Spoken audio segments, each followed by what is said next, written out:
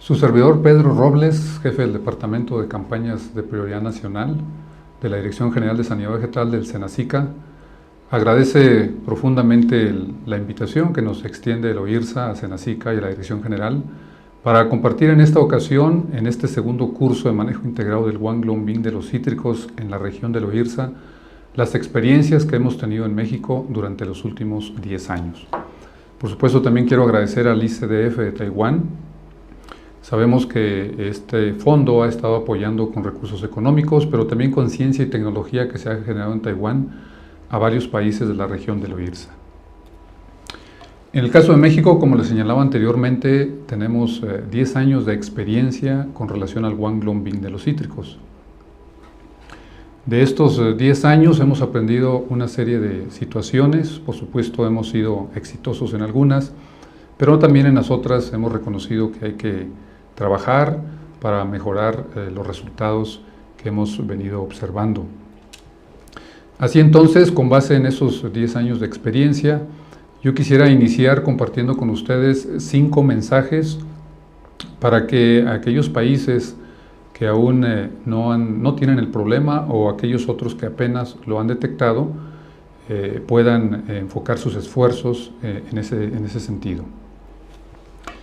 El primero de ellos tiene que ver con que el HLB es la enfermedad. Alguna vez le escuché yo esta expresión al doctor Silvio López, un buen amigo de Brasil, y la verdad es que hasta que pasaron algunos años logré entender el significado de lo que él quiso decir con esa expresión. Como ustedes saben, los cítricos son afectados por muchos problemas fitosanitarios: ácaros, insectos, nemátodos, virus, viroides, bacterias, fitoplasmas. Pero ninguno de estos, indudablemente, es como el Guanglongbing de los cítricos.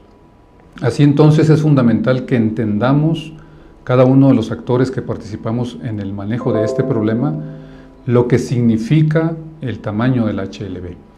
De esa manera entonces entenderemos también la solución que se requiere. Sabemos que esta no es al corto plazo, en tanto entonces se requieren esfuerzos inmensos para poder enfrentarla y mitigar los efectos en cada uno de los países en donde la enfermedad está llegando. El segundo mensaje tiene que ver con los productores. Indudablemente que el actor más importante en el manejo del HLB son los productores. Es decir, podemos tener una buena estrategia, podemos tener resultados de investigación sobresalientes, toda una fuerza operativa, todos los actores participando. Pero si este actor, los productores, no están involucrados o no lo hacen en la medida en que se requiere por el tamaño del problema del que estamos hablando, entonces realmente no podremos decir que podemos esperar tener éxito. De ahí entonces que hay que enfocar los esfuerzos para lograr que los productores se involucren en la medida en que se requiere. El número 3 tiene que ver con aliados imprescindibles para tener una estrategia idónea y adecuada para cada región citrícola, y esos son los investigadores. En el caso de México hemos sido afortunados porque contamos con diferentes instituciones que se han involucrado, en donde destacamos una serie de investigadores, expertos en fitopatología, en entomología, expertos en cítricos en las diferentes especies, epidemiólogos, y cada uno de ellos, desde donde se encuentra, en la región en donde se ubica, se ha involucrado en los grupos técnicos para discutir ideas, para ver de qué manera podemos enfrentar este problema conforme ha ido evolucionando. Así entonces, nuestra sugerencia a los diferentes países es que involucren a las instituciones, identifiquen a los investigadores idóneos para generar información, pero también para discutir la mejor forma de enfrentar el problema. Otra de las situaciones importantes tiene que ver con el liderazgo. Nosotros consideramos que se requiere mucho compromiso. Hemos identificado la necesidad crucial de trabajar en equipo. Así entonces necesitamos tener una mente abierta a las ideas, a las propuestas, analizarlas. Entendemos que cada quien tiene sus intereses, pero al final lo que buscamos es un interés común. y ese interés es conservar la citricultura en beneficio de los millones de familias, de los miles de productores que dependen, ¿verdad?, de este cultivo estratégico. Entonces necesitamos líderes como viveristas, necesitamos líderes como productores, por supuesto, técnicos comprometidos y por supuesto también autoridades, ¿verdad?, que se involucren y que entiendan el problema y que se atienda de tal manera, ¿verdad?, que podamos todos juntos enfrentarlo apropiadamente. Y algo que tenemos que entender por tratarse del HLB es que es un problema que no tiene reversa.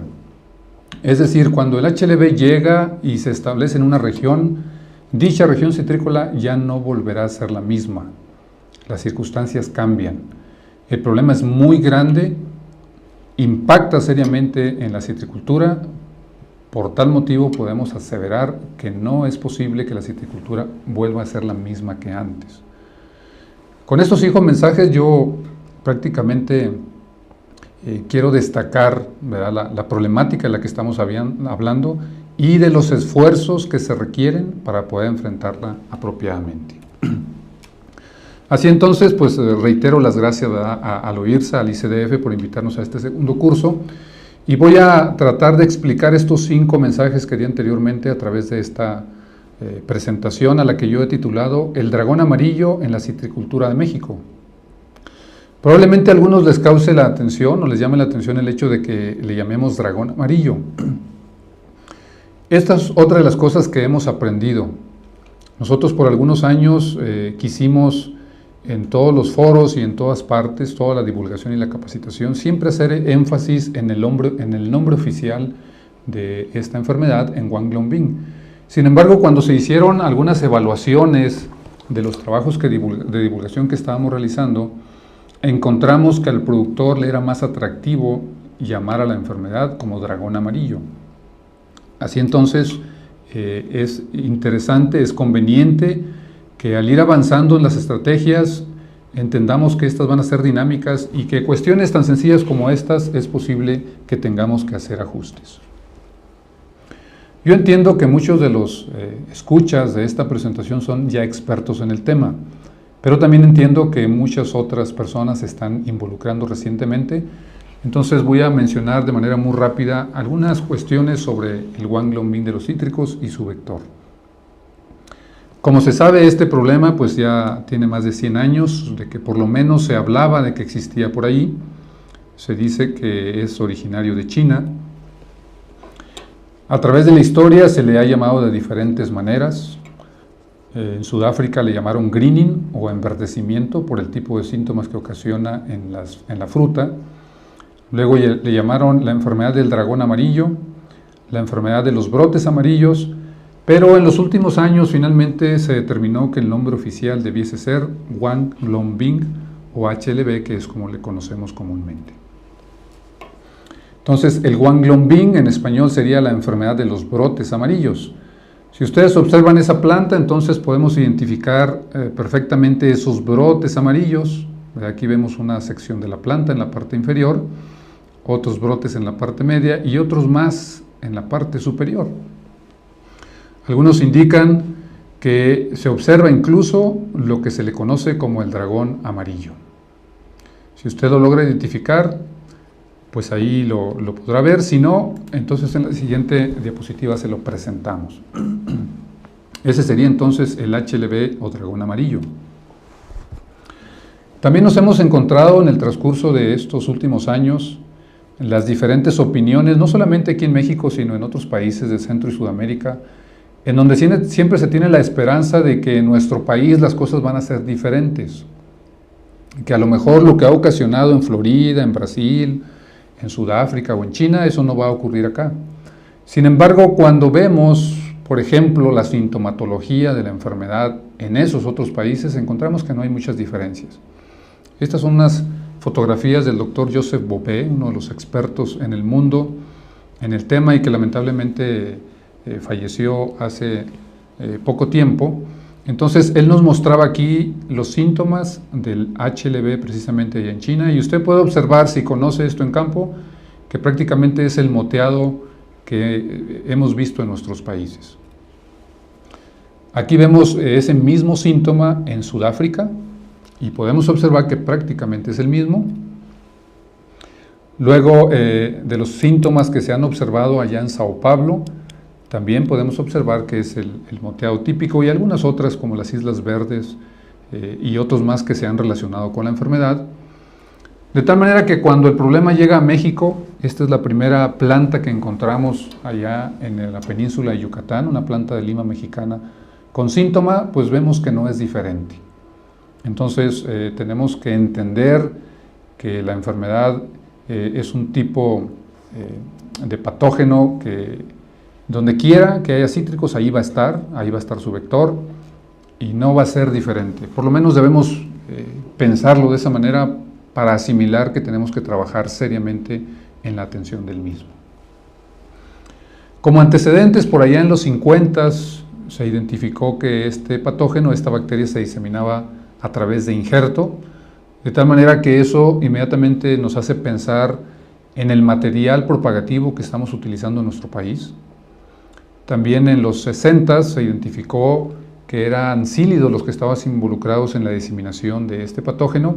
Y por supuesto yo coloco aquí en color azul la Diaforina citri porque es el que está presente en el continente americano y es el que está siendo responsable de diseminar a la bacteria en nuestros diferentes países.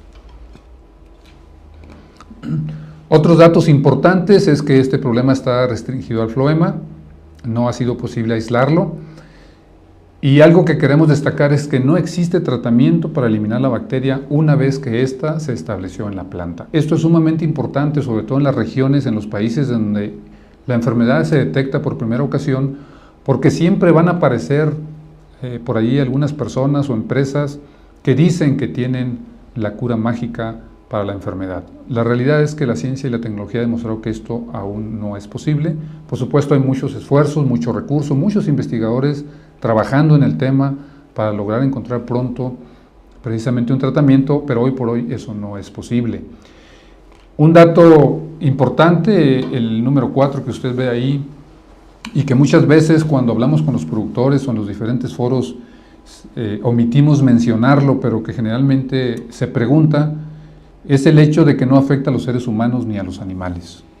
Puede parecer algo muy básico, algo muy simple, pero es importante que lo demos a conocer lo antes posible porque esto contribuye también a la tranquilidad de la población en general. Cuando analizamos un poquito la biología de Diaforina citri, el cílido asiático de los cítricos, el vector de esta bacteria, entendemos también la capacidad de diseminación, precisamente no solamente entre las huertas, entre las poblaciones o las localidades, sino también entre los estados, regiones e incluso entre los países.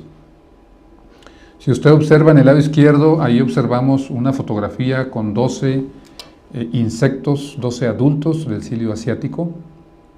Se dice que aproximadamente la mitad de estos entonces son hembras y se estima que una hembra podría ovipositar más de 800 huevos en su vida.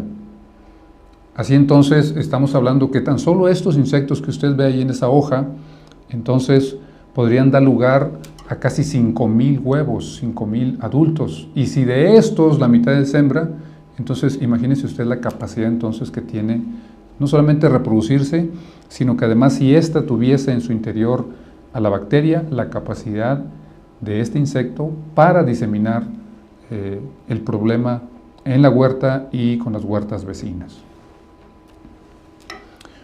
Un solo cílido es capaz de diseminar el patógeno. Entonces estamos hablando no de una plaga, el reto es que tenemos que controlar a un vector. Muchos dicen cuando empiezan a detectarse plantas en una región, pues que el problema está con los vecinos o que está a 10 kilómetros o más, pero la realidad es que no hay certeza de que nuestra huerta esté libre de la enfermedad.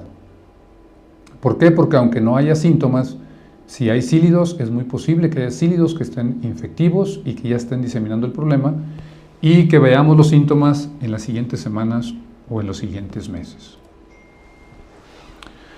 Una de las primeras preguntas que siempre surgen es si el HLB realmente puede afectar a la citricultura. Viene a mi mente lo que alguna vez dijo el doctor Chester Roystacker, uno de los grandes expertos en cítricos, especialmente en temas fitosanitarios en el mundo. Él es jubilado de la Universidad de California en Estados Unidos, y él llegó a decir lo que usted lee ahí en esa frase: cuando llega el HLB, los cítricos se van. Pudiese parecer un tanto cuanto catastrófica esta expresión. Sin embargo, cuando uno analiza lo que está ocurriendo en algunos países, en algunas regiones, pudiéramos decir que hay cierta razón en lo que dijo el doctor Roy Stacker.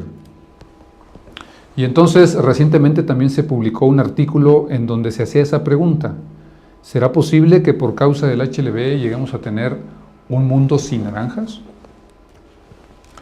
Y entonces empieza uno a voltear hacia los diferentes países, las diferentes regiones, y empezamos a ver escenas como estas, en donde por supuesto no es que la enfermedad haya ocasionado la muerte de esas plantas, sino que como parte de la estrategia que se ha sugerido en los últimos años para el manejo de la enfermedad, que consiste en eliminar plantas que presenten síntomas, entonces llegamos a ver escenas como esa que usted observa ahí, de una huerta en Florida, en Estados Unidos, en donde por un tiempo decidieron eliminar plantas con la enfermedad para manejarla en el tiempo.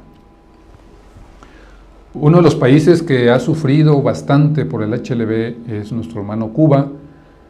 Los amigos cubanos, por supuesto, hicieron muchos esfuerzos para detectar el problema, para enfrentarlo, pero el daño que ocasionó fue realmente serio. Hubo un tiempo en el que se eliminaron plantaciones completas, y entonces, como puede usted observar allí en la diapositiva, los troncos de estas fueron convertidos en carbón, y hubo un tiempo en que en lugar de exportar naranjas en fruta, entonces se exportaba carbón hacia otros países para tener ingresos y poder replantearse la manera de atender, de establecer la nueva citricultura. Brasil, desde mi punto de vista, ha sido uno de los países más exitosos en el manejo del HLB. Las estadísticas así lo demuestran, pero ellos han sido muy incisivos en el tema en lo que tiene que ver con eliminación de plantas. Ellos detectan una planta con síntomas e inmediatamente hacen los arreglos para eliminarla. A diciembre del 2017 nos comentaba el doctor Renato Basanesi de Fundecitrus que se habían eliminado más de 49 millones de árboles. Esa cifra prácticamente rebasa la citricultura de muchos de nuestros países. Entonces estamos hablando del impacto serio que realmente puede ocasionar el Wanglong-Bean de los cítricos. La pregunta es, para el caso de México, ¿es algo similar a lo que hemos estado comentando? ¿Lo que ha ocurrido en Cuba, Brasil, Florida? Lo primero que quiero yo destacar es lo que representa la citricultura para mi país. Estamos hablando de más de 570,000 hectáreas. Estas son cifras del 2016 y entendemos que los últimos datos del 2017 ya nos colocan en cerca de 590,000 hectáreas de cítricos distribuidas en 24 estados, esos que usted puede ver ahí marcados.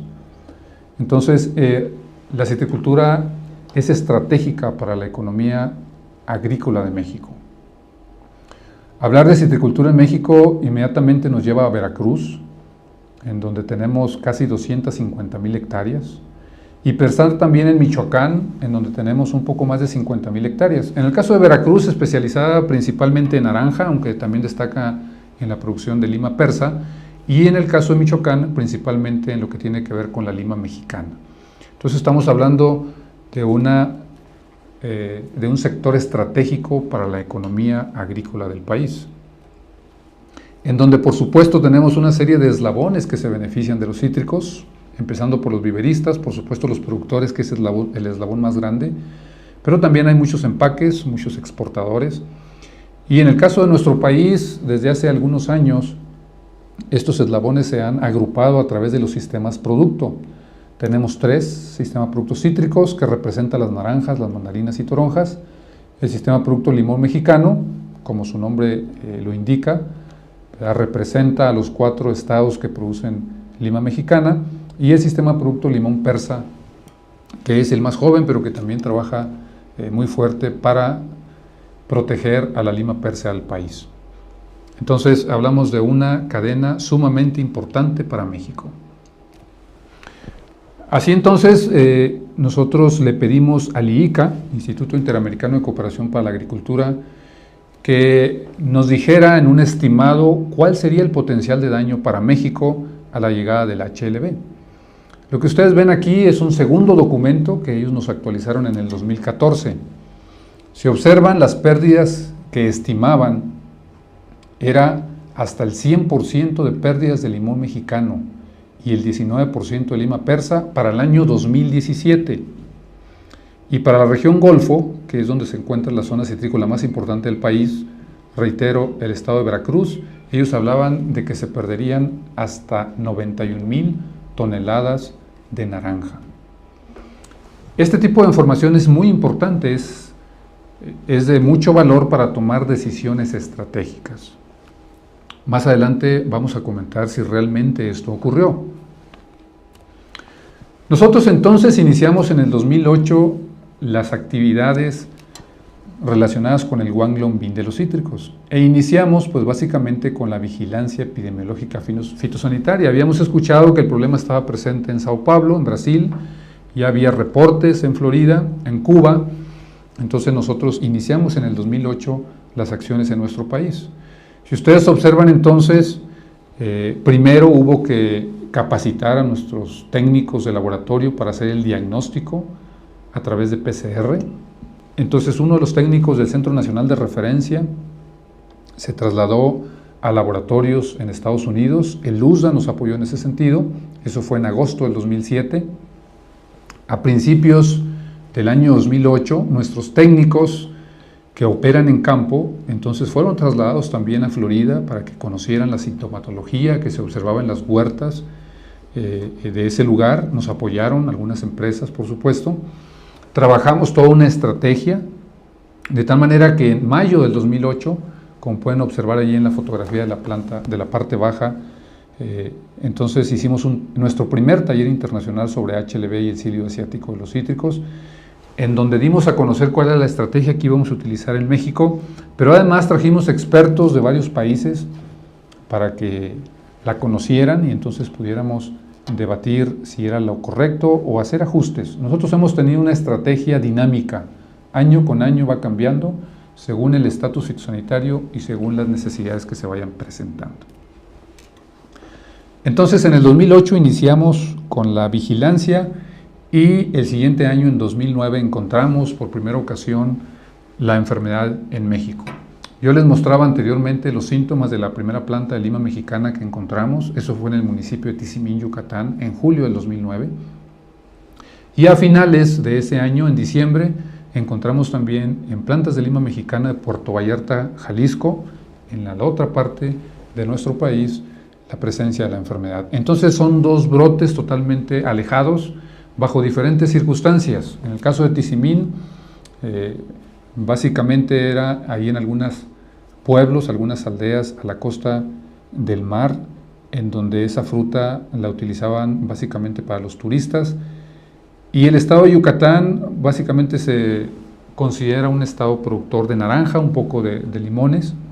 Y en el caso de Puerto Vallarta, Jalisco, cerca del mismo, ¿verdad?, los estados que producen mucha lima mexicana y también una parte importante de lima persa. La pregunta que surge es, ¿pudimos detener el problema? Porque teníamos ya una estrategia, teníamos la tecnología, una fuerza operativa importante, lo identificamos, creemos que oportunamente en ambos sitios. La pregunta es, ¿se logró? ¿Fue posible? Bueno, la respuesta está en la siguiente diapositiva. En el 2009 fueron 4 estados donde lo encontramos. Después de Yucatán y de Jalisco siguieron inmediatamente Quintana Roo y Nayarit. Pero observen ustedes cómo en el pasar del tiempo fue detectándose en cada uno de los 24 estados donde producimos cítricos. Entonces, al 2017 ya lo habíamos detectado en todos nuestros estados productores de cítricos del país. ¿Cuál es el estatus actual? Pues ya está en los 24 estados, como yo lo señalaba, 496 municipios, esto es el 55% de los mismos son citrícolas, pero representa el 15% de la superficie nacional. Ahora bien, el hecho de que nosotros marquemos ahí en color rojo un municipio no significa que está al 100%. Incluso algunos de esos tenemos que ponerlos en rojo porque ya hubo una detección. Pero hay varios casos en donde la Fuerza Operativa de México, los comités estatales de sanidad vegetal, hicieron acciones, eliminaron las plantas, controlaron al insecto y no hemos vuelto a tener más detecciones. Sin embargo, nosotros somos transparentes y dejamos ese municipio en color rojo porque finalmente ya hay un antecedente de presencia. Entonces, si ustedes me preguntaran cómo es el HLB en México, yo les diría que cada estado tiene su historia. Incluso dentro de cada estado, cada región tiene su historia. Yo pongo allí en ese semicírculo, vea, la zona que realmente está sufriendo en México o la que ha sido más impactada por la enfermedad. Y eso lo podemos ver en la siguiente diapositiva. Esa zona que yo marqué ahí son los estados que ustedes pueden ver ahí en color amarillo, en donde, por ejemplo, en Colima, el 100% de la superficie tiene HLB. Jalisco se reporta el 75% aproximadamente, Michoacán cerca del 90%, Nayarit 100%, y Zacatecas, que es un estado con poca superficie, pues cerca del 70% ya presenta la enfermedad. Pero si ustedes observan Yucatán, que es el estado penúltimo en esta lista, estamos hablando que fue el primer estado en donde detectamos la enfermedad en el 2009 y tiene cerca del 7% de la superficie con detecciones de la enfermedad. Pero si ustedes visitan Yucatán, realmente les va a ser difícil encontrar plantas con síntomas porque ahí tenemos un comité estatal de sanidad vegetal eficiente, tenemos productores participativos, tenemos autoridades también que hacen su trabajo y entonces, por eso hoy por hoy en Yucatán, el HLB no es un problema. Entonces, esos estados que estoy marcando en color amarillo son estados que producen principalmente lima mexicana y lima persa. ¿Cuál es la situación actual? Bueno, nosotros encontramos HLB en los dos estados que producen lima persa, de estos 4 que ustedes observan ahí. Estoy hablando de Jalisco y el estado de Nayarit. Sin embargo, si ustedes observan, la gráfica de producción prácticamente se ha mantenido. En el caso de Nayarit, ligeramente con cierto incremento, y en el caso de Jalisco sí se observa un incremento importante en la producción de lima persa. En el 2010 encontramos el HLB en los que producen lima mexicana, que son los dos que están en la parte superior. La línea de color verde representa a Michoacán y la línea de color rojo representa a Colima. ¿Cuál es la diferencia? ¿Por qué Colima vemos que prácticamente se ha ido la producción al 50% de la producción y en el caso de Michoacán no solamente se ha mantenido, sino se observa un incremento notable en la producción? Hay varios factores involucrados, por supuesto, pero uno de ellos tiene que ver con el manejo regional del cilirio asiático. Tanto en Nayarit, como en Jalisco, como en Michoacán, se ha logrado controlar regionalmente casi el 100% de la superficie desde el año 2010-2011 a la fecha. En el estado de Colima ha sido muy problemático, ha sido muy difícil poder lograrlo y consideramos que ha sido un factor sumamente importante, crucial, en lo que tiene que ver con el descenso de la producción a través del tiempo. Entonces, en México, el golpe fuerte que hemos recibido por Wanglong-Bing básicamente es en lima mexicana y como ustedes pueden observar, prácticamente es en el estado de Colima. Así entonces, la producción prácticamente se ha mantenido o ha incrementado a nivel nacional porque el estado de Michoacán ha incrementado notablemente su producción. La pregunta es, ¿qué pasa con las naranjas? Veracruz es uno de los estados más importantes en producción de naranja, al igual que Nuevo León, Tamaulipas, San Luis Potosí, Puebla. Aunque tenemos detecciones de HLB en esos estados, la realidad es que apenas se está estableciendo. No hemos tenido mermas en producción. Sin embargo, a finales del año pasado y en lo que va del 2018, hemos observado este tipo de sintomatología. Entonces, creemos que en los siguientes años es cuando el HLB va a empezar a impactar realmente la citricultura de México, porque ya llegó a los cítricos dulces y empezamos a ver este tipo de daño.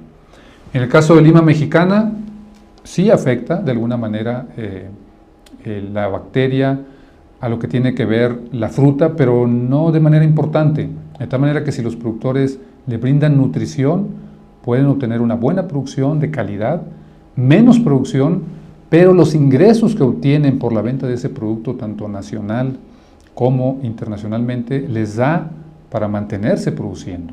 En el caso de los cítricos dulces, creemos que es un escenario totalmente diferente.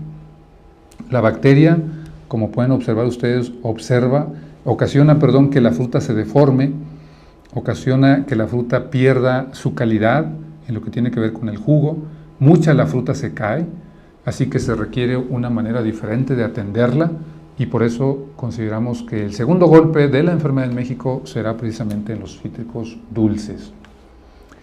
El ICA entonces nos ha hecho una serie de evaluaciones, no solamente de impacto económico, un estimado del mismo, sino también nos evalúa año con año cómo estamos trabajando como campaña, como estrategia.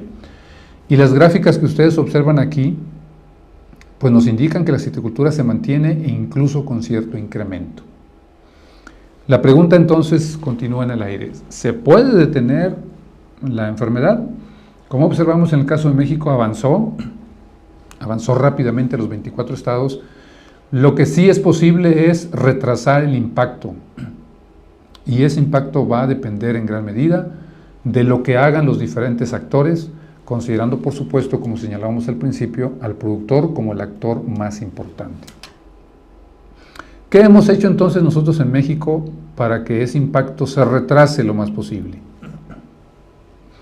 Bueno, desde 2008 nosotros lo visualizamos como un tripié, y esta es una estrategia que se ha comentado en muchos foros, muchos países la utilizan, por supuesto, a veces al 100%, otros lo usan a la mitad, otros se enfocan en una de las patas de este tripié, pero básicamente esas son las tres acciones más importantes que hay que desarrollar para el manejo de la enfermedad. Hay que detectarlo con oportunidad. Si son brotes que se detectan por primeras ocasiones en una región, hay que hacer todo lo posible para eliminar esos focos, para que no contaminen a toda la región. Siempre se ha hablado de la importancia de producir y utilizar plantas de viveros certificados, no solamente por el HLB, sino por muchos otros problemas que afectan a los cítricos. Y por supuesto, el control regional del insecto que disemina la bacteria. Cuando alguna de estas cosas no se hacen, entonces está en riesgo, por supuesto, la citricultura, y ahí es donde entra la necesidad de que todos entendamos cuál es el papel que tenemos que jugar para que lo hagamos de la mejor manera posible y defendamos este patrimonio, ¿verdad?, de la nación. En su momento también diseñamos nuestro logotipo, el mensaje, ¿verdad?, que buscaba inducir a todos los actores a participar, y por supuesto ahí con las tres actividades estratégicas que se han venido desarrollando en estos 10 años.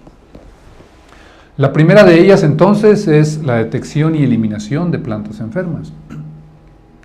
Por supuesto, decirlo es muy fácil, pero hacerlo conlleva muchísimas cuestiones. Por ejemplo, uno de ellos tiene que ver con el diagnóstico. Podemos encontrar una planta con síntomas, pero no podemos aseverar que se trata de HLB. Algunas de las citriculturas nuestras, de los países nuestros, cuando digo nuestros países me refiero a los de la región del OIRSA y algunos también de Sudamérica, pues algunas de nuestras citriculturas tienen algunas deficiencias. No necesariamente todos los productores le invierten en nutrición.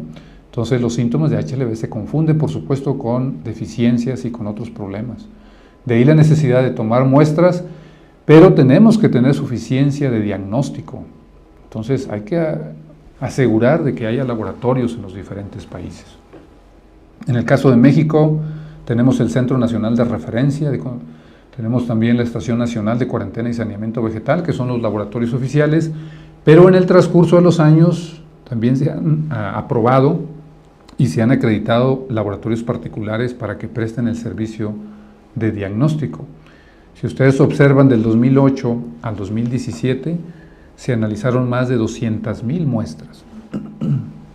Quise incluir en la fotografía de abajo a la izquierda, porque el Senacica incluso cuenta con laboratorios móviles, de tal manera que si hay una emergencia en X estado, en X región, ese laboratorio se puede trasladar junto con los técnicos, los reactivos, los equipos, y ahí en el sitio puede analizar las muestras. Todas aquellas que haya necesidad de mandar a laboratorio se tienen en este camión que ustedes observan, y de esta manera podemos ser más rápidos para la atención, ¿verdad?, de la problemática local. La segunda pata de esto, o parte de esta pata, perdón, del tripié, es la eliminación de plantas.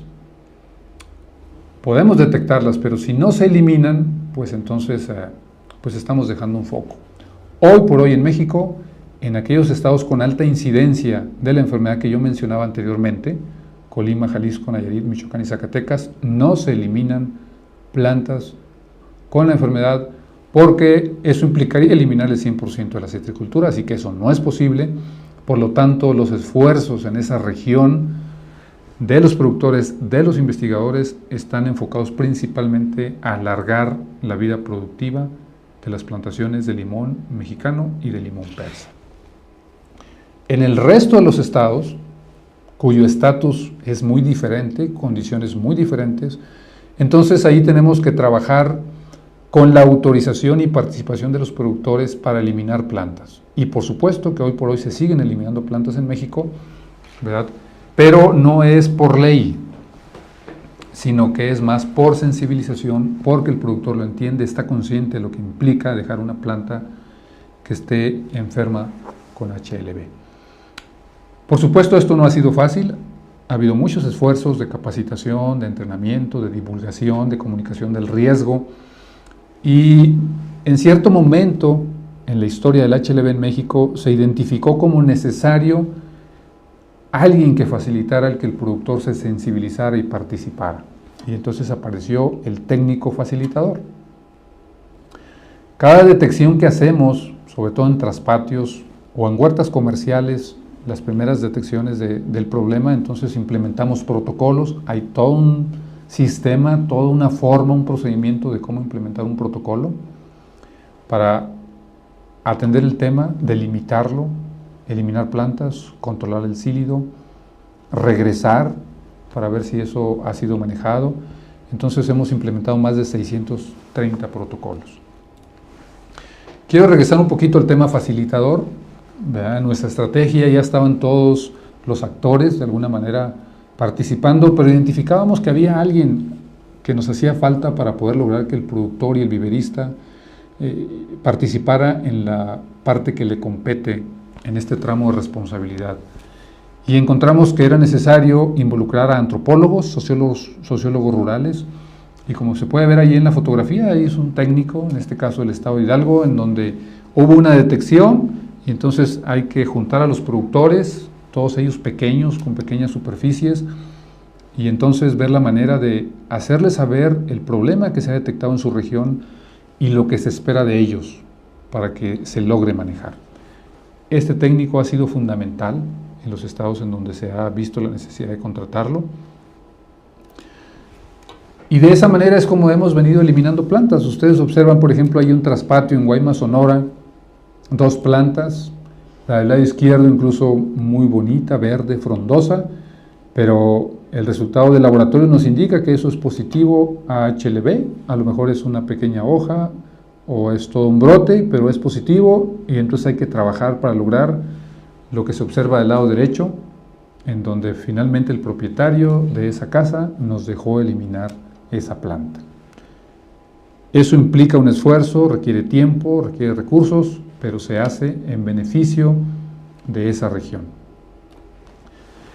Y luego vemos decisiones como estas que ustedes observan, en donde se han eliminado no una, 2, sino a veces una huerta completa. Para el caso de México pudiera ser una pequeña huerta de 3 hectáreas, de 812 plantas, como la que vemos ahí, que a lo mejor una parte se eliminó en marzo del 2017 y el resto en noviembre del mismo año, pero que tuvo que haber gestión de parte del facilitador, gestión del auxiliar de campo, gestión del coordinador de la campaña, pero finalmente el productor accede en beneficio no solamente de él, sino del resto de los productores de una región tan importante como es la zona media de San Luis Potosí.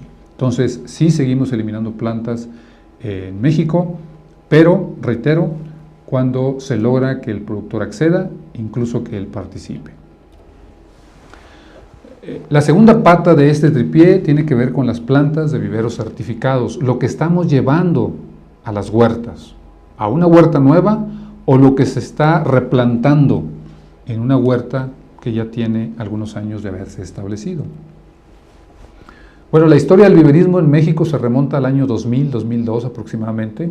Tenemos todo un esquema en donde se cuenta con bancos de germoplasma, lotes fundación, lotes productores de yema, huertas productores de semilla y, por supuesto, viveros productores de planta. En un principio, todo el esquema de certificación de México estaba a cielo abierto, hablando específicamente de los viveros y de las huertas productoras de semilla. Solo manteníamos bajo malla antiáfidos aquellos lotes que producían y multiplicaban a gran escala las yemas. Sin embargo, con la llegada del HLB tuvo que haber un cambio drástico, un cambio profundo en la manera de producir material propagativo de cítricos, de tal manera que hoy por hoy un vivero certificado en México tiene que estar bajo las condiciones que ustedes observan, bajo malla, de tal manera que cuando venga el cílido asiático diseminando el dragón amarillo, pues no puede acceder y esas plantas se mantienen limpias. Por supuesto, no solamente para protección del HLB, sino también de la tristeza de los cítricos y de otros patógenos que requieren vectores para su diseminación. No es fácil, no es sencillo que el productor adquiera estas plantas. El productor siempre va a optar por una planta más económica, sobre todo si es un productor que lamentablemente no está informado, no está sensibilizado de lo que implica llegar a una planta contaminada a su huerta o a su región, a su estado. Y entonces hay que trabajar mucho para que él entienda la diferencia entre una planta que él adquiere en un vivero certificado y una planta que va a adquirir ahí en cualquier esquina de la población donde vive. Aquí se ve la diferencia, una planta de limón persa ahí en Martínez de la Torre a 5 pesos, ¿verdad? Y una planta en ese mismo lugar certificada, pues que puede rondar los 40 pesos aproximadamente para el productor. Por supuesto que él va a optar por aquella que vale 5 pesos, pero lo cierto es que junto con esa planta muy probablemente estará llevando a su huerta tristeza de los cítricos, sorosis, exocortis, caquexia y, por qué no, muy probablemente también el guanglonbin de los cítricos. Así que lo barato, como dicen por ahí, indudablemente que sale muy caro. Una planta certificada, por el contrario, está formada en una semilla certificada, el portainjerto es tolerante a la tristeza, fue injertada con yema certificada que se produjo en una unidad bajo malla antiáfidos. Por supuesto, no tiene riesgo de algunos viroides que se diseminasen por herramientas. Ahí se controla cualquier plaga, patógenos, vectores que llegasen a entrar, que eso probablemente no ocurra, pero de todos modos se controla. Se desinfecta el sustrato para el tema hongos, fitóftora. Por supuesto, hay personal técnico bien preparado, capacitado en todos estos temas, y hay una garantía de que lo que le está vendiendo es lo que él está comprando. Entonces, esto es lo que tenemos que hacerle entender al viverista y hacerle entender, por supuesto, también al productor que va a adquirir. Él tiene que entender que la responsabilidad de comprar una planta certificada es mucha, porque una citricultura sustentable, una citricultura rica, con todo eso que ustedes ven ahí en esta diapositiva, depende de que se inicie con una planta limpia. No es un gasto, es una inversión a largo plazo lo que hace el productor. La tercera parte de esta estrategia tiene que ver con el control regional del vector. Mencionaba yo al principio que no es una plaga, es un vector. Así que el reto es grande. Ya desde el año 2013 el doctor Bassanesi en Brasil demostró las razones técnicas del por qué implementar el manejo regional, porque no es suficiente con que el productor controle localmente. Ustedes pueden ver ahí al fondo una planta de lima mexicana con síntomas de HLB, pero en ese pequeño brote ahí está el cílido adquiriendo la bacteria y entonces se va a mover a otras plantas, a otras huertas, a otros lugares y por supuesto que la va a diseminar. Entonces, las razones técnicas, ¿verdad?, están bien sustentadas científicamente y el tema es cómo hacer manejo regional. En el caso de México le llamamos áreas regionales de control. Y por supuesto, dependiendo del estatus fitosanitario, dependiendo de la situación de cada región citícola, nosotros le hemos llamado de contención. Hoy por hoy, por ejemplo, los estados que mencionaba con alta incidencia de HLB, por supuesto que se benefician al controlar el insecto ellos mismos, pero también representan arcos de contención para el resto de la superficie citrícola de México.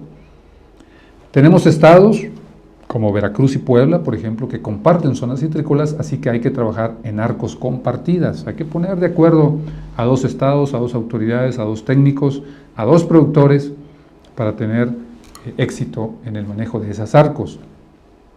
Y lo más deseable son las arcos autónomas, como las que ya tenemos, por ejemplo, en el estado de Sonora, en donde el productor, con sus recursos, con su tiempo, atiende la estrategia, atiende su citricultura, y entonces los apoyos que dan los gobiernos van más hacia las zonas de los traspatios, hacia las zonas urbanas. Eso sería lo deseable, arcos autónomas, y entonces nos volvemos más eficientes en el uso de los recursos y, ¿por qué no?, también en el manejo de la enfermedad. Entonces, en un principio, la responsabilidad de producir planta sana es del viverista, pero una vez que éste entrega esa planta limpia sobre un patrón tolerante a la tristeza, se lleva a la huerta, pero entendemos que en muchas regiones, pues ahí está ya la enfermedad, esta y otras, así que ahora la responsabilidad recae en el productor. Y como se trata de un insecto que es un vector, no una plaga, entonces necesitamos trabajar con una serie de productores. Por eso le llamamos áreas regionales de control. Y entonces la riqueza citrícola de un país, ahora ya no recae la responsabilidad en el viverista, sino ahora la responsabilidad recae totalmente en el productor. Cómo atienda sus huertas, pero también cómo participe con el resto de los productores de dicha región. Por supuesto, también es muy fácil decirlo, pero hacerlo implica un reto enorme, sobre todo en las citriculturas de nuestros países, donde la mayor parte de las mismas está en posesión de un pequeño productor. A lo mejor es muy fácil o relativamente fácil en países en donde hay grandes empresas, en donde un productor puede tener o una empresa puede tener 10,000, 15,000, 20,000 hectáreas. Pero cuando en un estado de la República Mexicana, en donde 16,000 hectáreas están en manos de 5,000 productores, la situación es muy diferente. Así que cuando nosotros pensamos hace años en hacer áreas regionales de control, estos fueron los diferentes temas que tuvieron que ponerse a la mesa y analizarse cada uno de ellos. ¿Cómo nos vamos a organizar? ¿Cuál debe ser la superficie idónea para un área regional de control? Vamos a utilizar los insecticidas como herramienta principal, pero ¿cómo los vamos a utilizar adecuadamente para no generar otros problemas? ¿Es posible darle cabida al control biológico? ¿Cómo vamos a hacer el monitoreo del sílido para atacarlo oportunamente? ¿Cómo vamos a hacer la comunicación del riesgo? ¿Cómo vamos a operar? Fueron las cuestiones que llevamos a la mesa, que analizamos. Por supuesto, vimos lo que hacían otros países, ¿verdad? Pero al final nos dimos cuenta que la estrategia tenía que ser muy propia. Puedes tomar ideas de otros países, pero tú tienes tus circunstancias, tus características, tus condiciones. Afortunadamente en México se trabajó mucho en investigación, de tal manera que hay incluso tesis de doctorado que soportan técnica y científicamente la estrategia ARCOS que hemos implementado en México en los últimos años. La definición entonces es la que ustedes pueden leer ahí. Básicamente buscamos coordinación entre productores, hacer control con cobertura regional, por supuesto de manera inteligente. Hay que ver cuándo biológicamente se justifica. Tenemos que trabajar muy inteligentemente el tema insecticidas, el tema dosis, el tema equipos, el tema rotación de grupos toxicológicos. Por supuesto, en la medida de lo posible, lo mejor que se pueda darle cabida al control biológico y monitorear al insecto para ver cuándo atacarlo y cómo se está comportando en el tiempo. En México se generó un modelo dinámico para estimar la superficie a atender considerando el riesgo. México es, creo, el único país en el mundo en donde el gobierno federal ha invertido grandes sumas de recursos para financiar la estrategia de manejo del problema. Pero yo les mencionaba al principio que tenemos casi 590,000 hectáreas de cítricos. Es imposible atender mediante arcos el 100% de la superficie, entonces tenemos que ser muy inteligentes y tener argumentos sólidos técnica y científicamente para decidir a dónde se van a dirigir los esfuerzos, la estrategia federal. Entonces el Colegio de Posgraduados, el Laboratorio Nacional de Referencia Epidemiológica Fitosanitario, generó el modelo ARCOS. Es un modelo dinámico. Si ustedes observan, por ahí hay una flecha en el centro de la presentación, de la diapositiva. Entonces, la última actualización de este modelo fue en enero de este año. Este modelo se nutre con información que va generando la campaña, ¿verdad? Y entonces nosotros sabemos dónde están los hospedantes, qué tan abundante es en cada región, qué tan susceptible es hacia la bacteria, dónde están los focos de la enfermedad, qué cantidad de estos tenemos, qué distancia hay entre los mismos, pero también la carga de inóculo. Hacemos análisis hoy no solamente para saber si es HLB lo que está presente en una planta, sino también para saber la carga de inóculo, cuánta bacteria tenemos en la planta y principalmente cuánta bacteria tenemos en los híbridos en las diferentes regiones del país.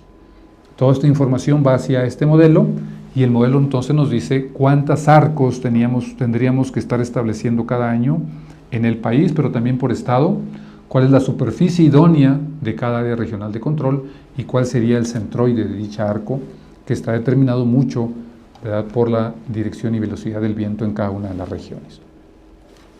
De tal manera que, por ejemplo, aquí podemos ver las arcos establecidas en la región noroeste. El arco de Mexicali, de Ensenada, de Constitución, de Hermosillo, de Obregón, etc.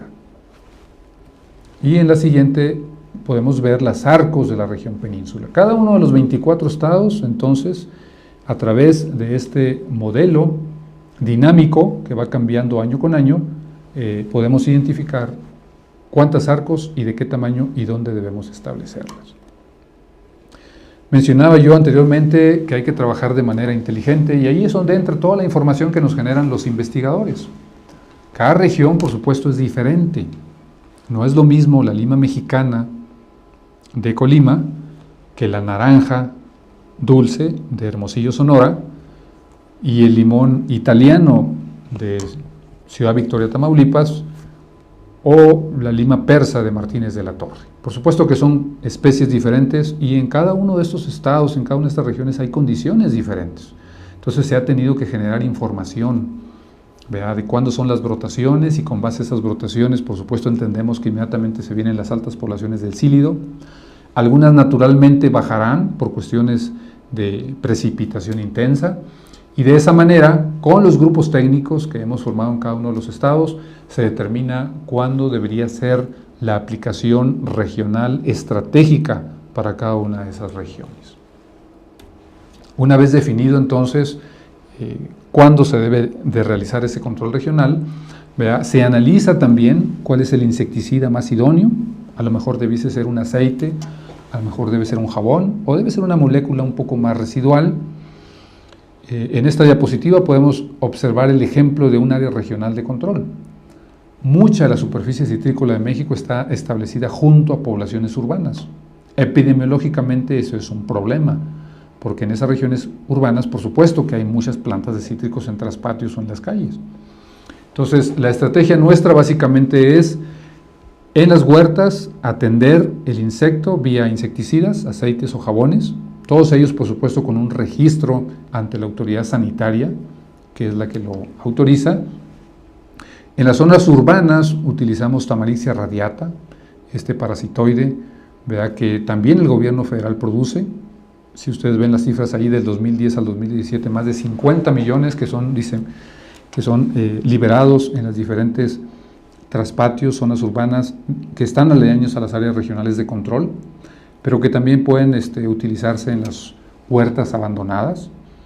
Y en donde las regiones citrícolas cuentan con condiciones apropiadas para el uso de hongos entomopatógenos, es decir, que la temperatura y la humedad relativa lo permiten, entonces también se aplican en grandes extensiones hongos entomopatógenos Y detrás de ello, por supuesto, hay mucha investigación. El Centro Nacional de Referencia de Control Biológico, ¿verdad?, determinó cuáles eran las cepas más apropiadas para cada región, de tal manera que utilizamos Cisaria javanica con sus diferentes cepas en ciertas regiones y Metarrhizium anisoplie también con su cepa específica en las regiones que las condiciones lo permitan. Hablando, por ejemplo, de Tamarixia radiata, tenemos un laboratorio que produce de manera masiva allá en la península de Yucatán a este parasitoide. Mínimamente se pueden producir 3 millones de individuos al año y las cifras son sorprendentes, como yo lo mencionaba anteriormente. Desde 2010 al 2017, más de 50 millones producidos, de los cuales se han liberado 42 millones. ¿Verdad? El resto se utiliza, por supuesto, para mantener el pie de cría. Si quisiésemos resumir qué es un área regional de control o cómo funciona un área regional de control, lo podemos hacer a través de esta diapositiva. La línea que ustedes observan de color rojo es la dinámica poblacional del insecto en el tiempo, medido a través de trampas, pero que está también muy relacionado con el tema de aportaciones, por supuesto. Entonces, esas dos barras en color verde representan los periodos en que se determinó que eran los más convenientes para hacer el control regional. Es decir, todos los productores de esa región van a aplicar en 15 días en ese momento. El gobierno federal, a través de los organismos auxiliares de sanidad vegetal, los comités estatales, adquiere ese producto y, como se observa en la segunda fotografía de la parte inferior, se le entrega al productor y él hace la aplicación como se acordó. Por supuesto, si las condiciones lo permiten, una de estas aplicaciones o una tercera puede ser con hongos entomopatógenos. El resto del año se identifican focos de infestación mediante monitoreo y entonces se atienden huertas particulares en su totalidad o parte de dichas huertas para que de esta manera podamos manejar al Psyllium asiático de los cítricos y no se vuelva, ¿verdad?, o no incrementen las poblaciones rápidamente. Fíjese este ejemplo. Aquí estoy incluyendo las áreas regionales de control de Michoacán. Cada grupo de huertas de un color en particular es un área regional de control. Al final estamos hablando aquí de 40 a 50 mil hectáreas bajo áreas regionales de control. Y en la parte inferior usted puede ver cómo es el comportamiento del Psyllium asiático a través del tiempo en cada una de estas áreas regionales de control. Cuando se tiene una buena estrategia, buena coordinación, participación de los productores, el insumo con oportunidad, y entonces todo funciona de acuerdo a lo establecido en la estrategia, observe usted cómo es posible bajar las poblaciones del insecto prácticamente a muy cerca del cero.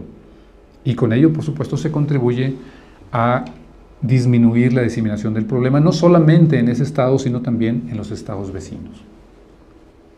Esto es muy fácil de decirlo, pero hay muchísimo trabajo detrás. Cada una de esas huertas, por ejemplo, están poligonizadas. Ese es un trabajo enorme que el técnico del Comité Estatal de Sanidad Vegetal tiene que realizar. Pero en cada una de esas áreas regionales de control hay un técnico responsable y ese técnico tiene otros técnicos que lo apoyan para entregar el producto, para hacer el monitoreo, para recoger los envases vacíos del insecticida, de tal manera, ¿verdad?, que es una tarea enorme, pero al final se hace porque estamos protegiendo un sector estratégico en la economía agrícola de esa entidad. Por ejemplo, en el 2018, ¿cómo estamos trabajando? Tenemos 85 arcos. Esas 85 arcos representan más de 300,000 hectáreas. Esas 85 arcos están trabajando, están siendo coordinadas por 24 técnicos especializados en esos 24 estados. A ellos, por supuesto, se apoyan de 50 profesionales fitosanitarios y estos mismos con 248 auxiliares de campo. Y por supuesto aquí no incluyo los miles y miles de jornales que apoyan a esos técnicos para que esto pueda ser posible. Y ustedes observan ahí 20 técnicos facilitadores, sean antropólogos o sociólogos que están coadyuvando con la estrategia para sensibilizar al productor. Hay otras acciones que yo llamo transversales, cuyo objetivo es darle fuerza a las tres grandes, ¿verdad? Y estas acciones transversales pues no es otra que la capacitación a la fuerza laboral de la campaña. Tenemos que tener técnicos bien entrenados, técnicos conscientes de la problemática, que entiendan la envergadura del HLB y entonces como resultado se comprometan en la medida de lo posible, ¿verdad? En la medida que se requiere más bien para enfrentar el problema idóneamente. Por supuesto hay que brindar mucha capacitación a los productores, a los viveristas, necesitamos que ellos realicen gran parte de este trabajo. En México se ha hecho también mucha divulgación, diferentes medios, videos, televisión, la radio, impresos. Por supuesto trabajamos muy de cerca con los investigadores y se ha regulado también la movilización de productos y subproductos para contribuir a disminuir el avance de la enfermedad en el espacio y en el tiempo. Por supuesto, cuando impactas regionalmente a un problema como es el cílido asiático de los cítricos, impactas también a otros organismos que están presentes en la región. Esto nos lleva entonces a nuevos retos fitosanitarios. Quiero mencionar, por ejemplo, aquí tan solo el estado de Oaxaca, la costa del estado de Oaxaca y el estado de Morelos, en donde no solamente tenemos al HLB, tenemos al cílido asiático presente, sino además está infectivo, pero además tenemos a la leprosis de los cítricos. Y cuando hablamos de la leprosis hablamos del ácaro. Y además tenemos a la mosca prieta de los cítricos. Entonces, si tú quieres impactar al cílido asiático de los cítricos, te vas a enfrentar con el problema de que ahí está la mosca. Todo aquel que conoce un poquito del Eurocanthus woglomi sabe que no puedes hacer ninguna aplicación de un insecticida porque el problema va a incrementar. Incluso la mosca prieta puede ocasionar que se seque una planta por toda la fumagina, ¿verdad?, que se deriva de su presencia. Entonces son nuevos retos. Estos problemas los llevamos a los grupos técnicos, analizamos cuál es la manera idónea de atender el problema y entonces se toman decisiones estratégicas para impactar de una manera más apropiada la situación fitosanitaria en esa región en particular. Pero luego si volteamos a otro estado la situación es diferente. Sí, también está el HLB, está el cílido asiático, los cítricos, está la leprosis, pero hoy hay muerte sectorial. Está el wood pocket en la lima persa, y luego cuando se junta el HLB y se junta la mancha sectorial, empiezan a secarse repentinamente las hojas, no por estos problemas, sino por la debilidad de la planta, y entonces están los hongos. Y luego empiezan a aparecer los barrenadores. Así que bueno, estos puntos en particular, esta problemática en particular, se lleva de nuevo a las mesas en donde están los expertos en lima persa, el experto entomólogo, está el epidemiólogo, por supuesto el experto en lo que tiene que ver con el manejo fitosanitario operativo de los problemas, y se toman decisiones. Y a veces hay necesidad de hacer una investigación. Bueno, se ve la manera de gestionar que se haga investigación para manejar inteligentemente ese problema. Así que ya no solamente es el HLB, ya no solamente es el cílido asiático el que hay que manejar. De tal manera que esas áreas regionales de control exigen trabajar con un manejo integrado de plagas. Y puesto que estamos impactando con una cantidad importante de insecticidas, necesitamos también trabajar muy fuertemente en el buen uso y manejo de agroquímicos. Sí, como ustedes ven ahí, pretendemos hacer el control de la plaga objetivo, del vector, del cílido asiático de los cítricos. Pero entendemos que no queremos crear resistencia en el mismo. Así que hay que trabajar con el tema rotación, hay que medir esa posible resistencia que ya se esté presentando en las diferentes regiones del país. Ser muy inteligentes porque no queremos que plagas secundarias como la mosca prieta, como los barrenadores, como los trips, como los ácaros, como las escamas, se vuelvan una plaga primaria. Y queremos también ser muy cuidadosos con el medio ambiente. No queremos entorpecer la ecología de una región y que posteriormente se vuelva un problema más serio que el guanglongbing como tal. Nos interesa conservar los organismos benéficos, no solamente los de control biológico. El tema abejas a nivel internacional es un problema que se está atendiendo. Los gobiernos de Europa están tomando decisiones serias en ese sentido.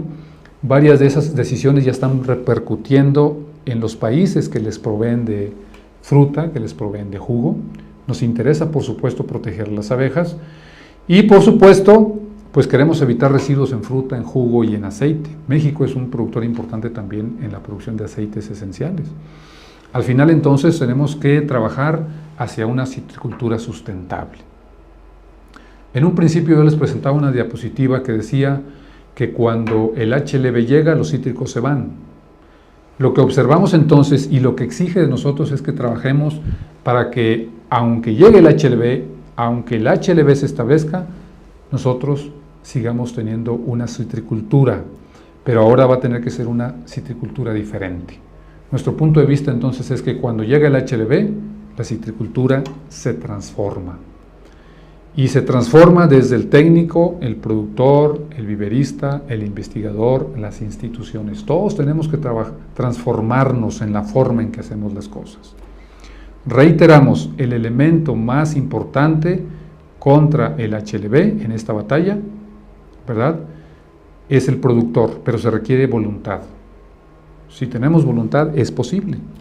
Así que es cierto, ¿verdad?, hay muchos eslabones, hay muchos actores en este tema.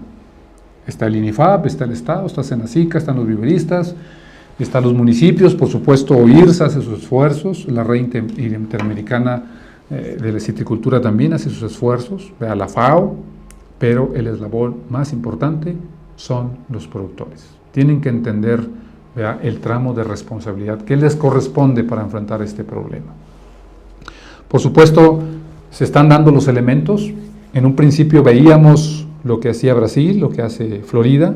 Por supuesto, seguimos observando, ¿verdad?, ellos están generando mucha investigación, pero tenemos que entender que debemos generar investigación propia. Así lo hemos hecho en México. El INIFAP ha sido fundamental.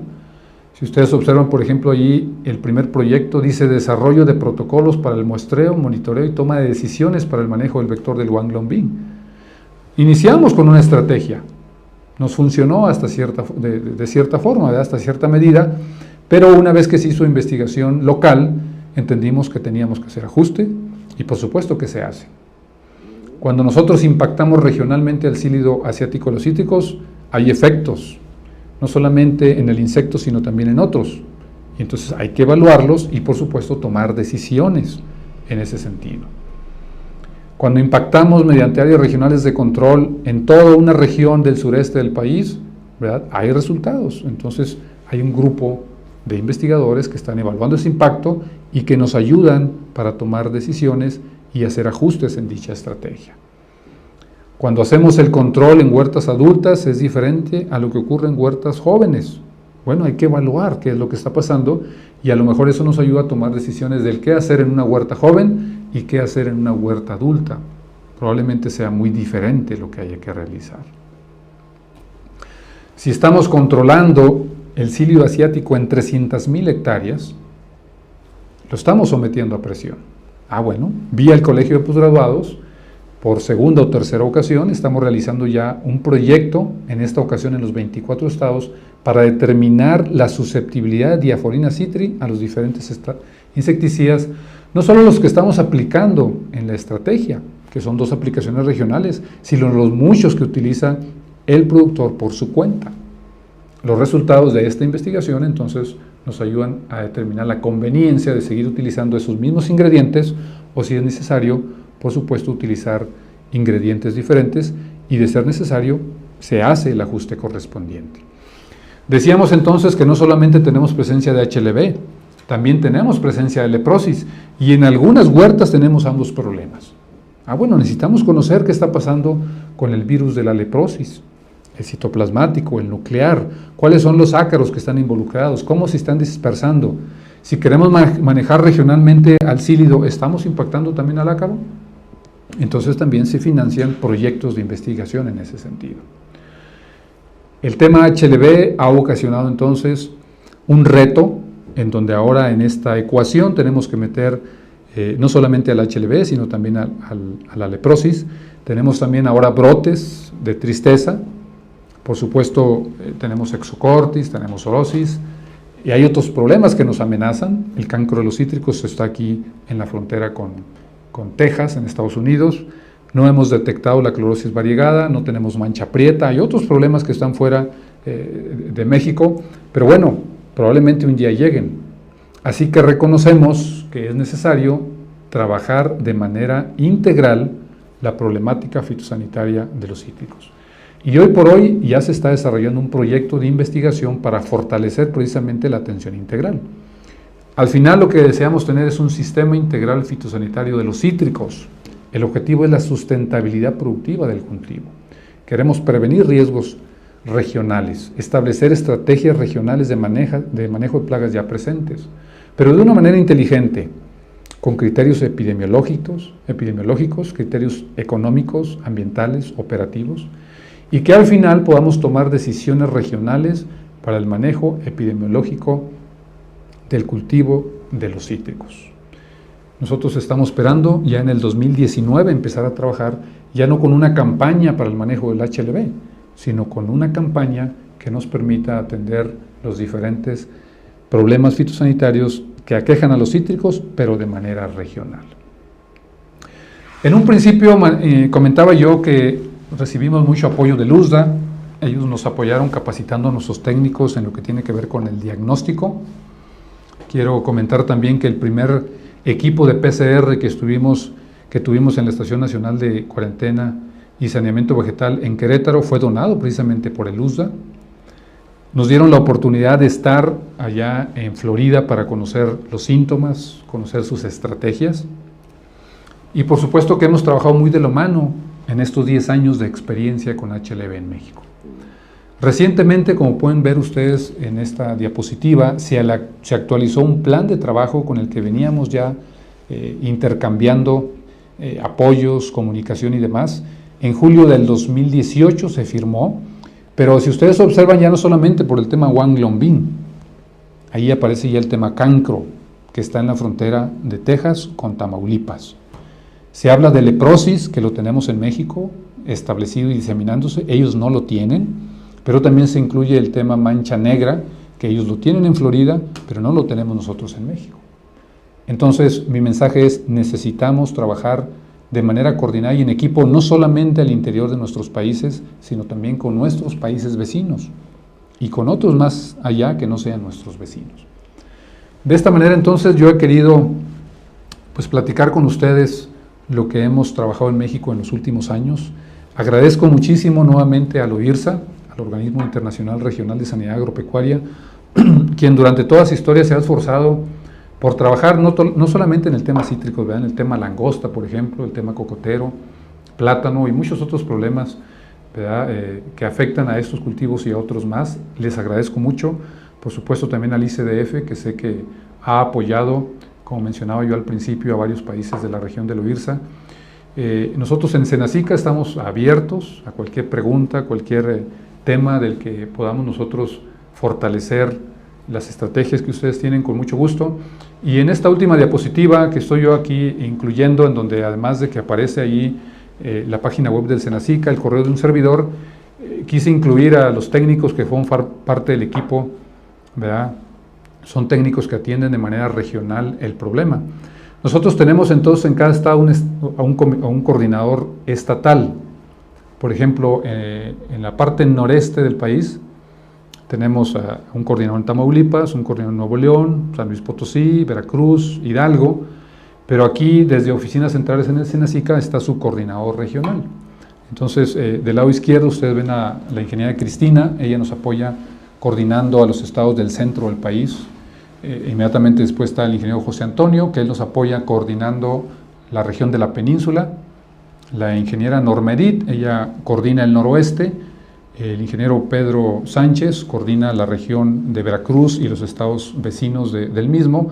Y la ingeniera Carolina, especialmente en lo que tiene que ver con los estados del Pacífico, los estados limoneros. Es un equipo, ¿verdad?, que hemos venido formando a través del tiempo, un equipo sólido, muy comprometido, que se reúne muy frecuentemente para analizar lo que está ocurriendo no solamente en su región, sino en regiones de otros compañeros, y de esa manera pues tratamos de tomar decisiones que impacten en el manejo de este problema para beneficio de la citricultura de nuestro país. De nuevo, muchas gracias al OIRSA, muchas gracias por la oportunidad.